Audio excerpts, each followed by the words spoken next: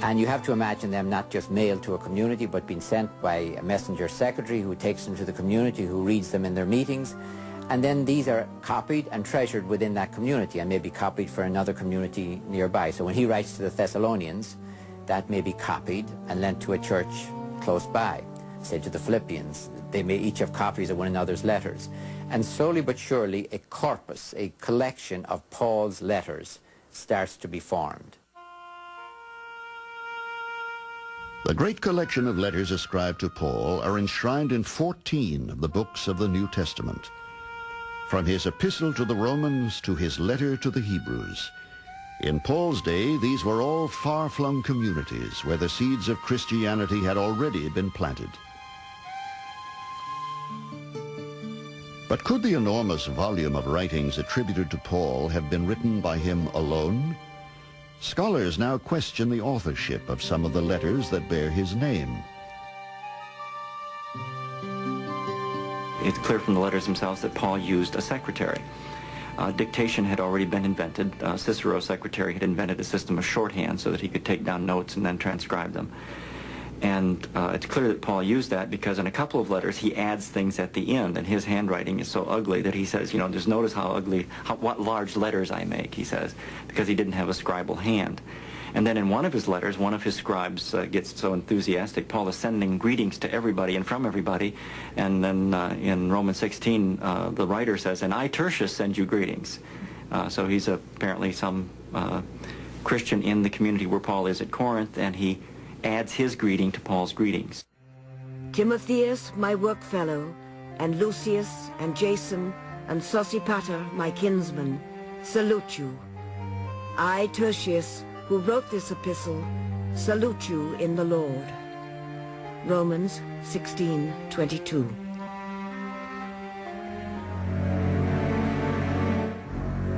Of all the books in the New Testament, Revelation has proved to be the most controversial. Embracing a terrifying vision of the apocalyptic ending of the world and the advent of the Messianic era, the author of the book remains one of the Bible's most elusive personalities.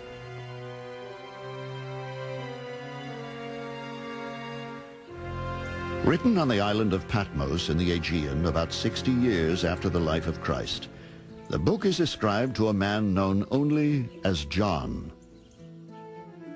The name was common in those days, and scholars have suspected him to be either the Apostle John or even John the Baptist. But the evidence is flimsy, and the issue remains unresolved. Nevertheless, Revelation, the 66th and final book of the entire Bible, still provides a daunting vision of the destruction of mankind and the establishment of God's kingdom on earth. And I saw 3 unclean spirits come out of the mouth of the dragon, and out of the mouth of the beast, and out of the mouth of the false prophet, for they are the spirits of devils working miracles, which go forth into the kings of the earth and of the whole world, to gather them to the battle of that great day of God Almighty. Revelation 16:13. Never in history have the Holy Scriptures been more accessible than they are now. But the Bible we know today may have been a very different book were it not for a long and unwieldy selection process that determined which books were to be included in it and which ones left out. The contents of the Hebrew Bible, the Old Testament, had long been agreed upon, but the books of Christianity were the last to be accepted into the existing canon. Today, when people think about the New Testament, they don't realize that there were actually debates about what belonged in it. Now we simply go to any bookstore and buy a Bible. Old Testament and New Testament usually combined together, and these are accepted as the Christian Bible.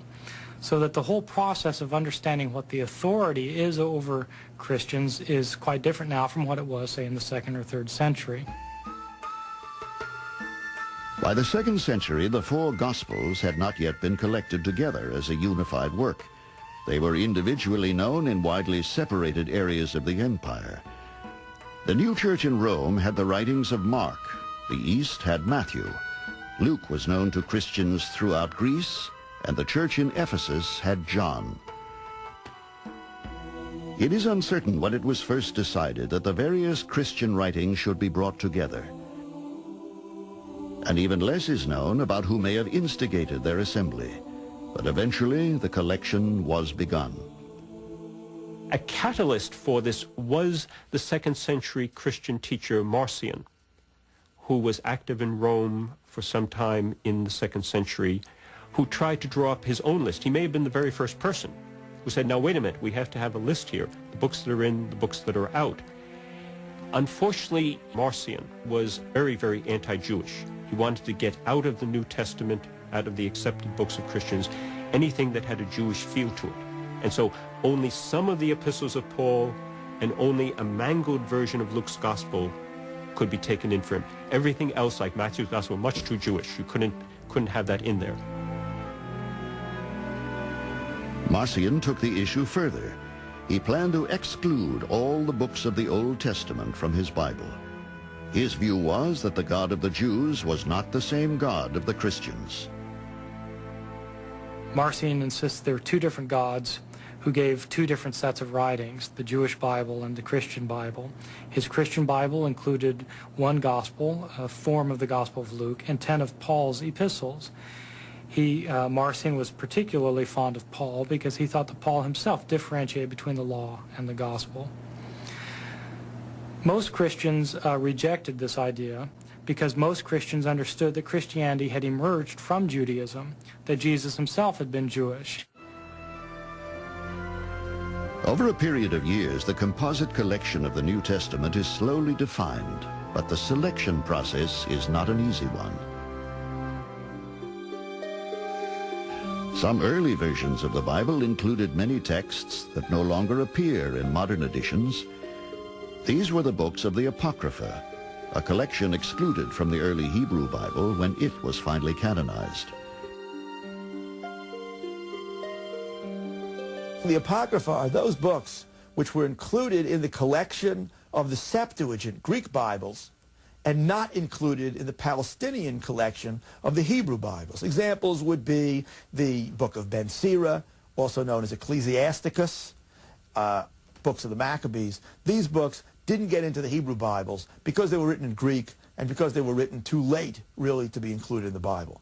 The Jews decided finally that they would not accept those further books which were written in Alexandria and elsewhere, though some were written also in Palestine. They stuck very much to a list of books written in Hebrew and a little bit of Aramaic, which they had preserved in Hebrew and Aramaic. The emerging Christian church, especially the Catholic Church, accepted a number of further books that Jews wrote both in Palestine and in Alexandria that were preserved only in Greek. For instance, Wisdom of Solomon would be one of them. That's why, for instance, the Catholic Old Testament has more books in it than a Jewish Bible would have. In addition to the Wisdom of Solomon, contemporary Catholic Bibles also include the books of Judith, Maccabees, Tobit, the Wisdom of Ben Sirah, and longer versions of the books of Esther and Daniel than those appearing in Jewish or Protestant Bibles. Church authorities throughout the empire constantly argued in favor of canonizing certain books and of rejecting others. But eventually the time came to standardize the Christian Bible as most people know it in its present form, to include some books and eliminate others, to close the canon. It is unclear when this important decision was made, but many believe it happened in the 4th century, once the Emperor Constantine accepted Christianity, converted to it, and legalized it as the new religion of the Roman Empire. In 325 of the Common Era, Constantine convenes the Great Council of Nicaea, the world's first ecumenical gathering, forever defining the nature and function of the young Christian church. If you were to put your finger on one point and say, at this moment it was definitely over, it was now canonized,